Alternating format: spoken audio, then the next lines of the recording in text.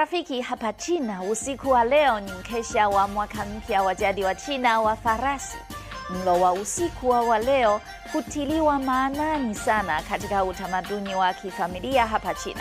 Watu wanaofanya kazi mbali watarudi makwao kusherehekea sikukuu hiyo na kula pamoja na familia zao. Samaki ni chakula cha lazima katika mlo huo, ambayo ina maana ya kuashiria mali tele. Dumplings pia ni lazima katika mlo huo, haswa kwa watu wa kaskazini. Na watu wa kusini pia wana desturi ya kula keki ya mchele unaonata. Baada ya chakula, watu hutazama tamasha la kusherehekea sikukuu hiyo linaloonyeshwa kwenye televisheni. Wakati mwingine, watu wana desturi kukesha hadi usiku wa manane wa siku ya kwanza ya mwaka mpya, wakitarajia salama na mema katika mwaka mpya ujao.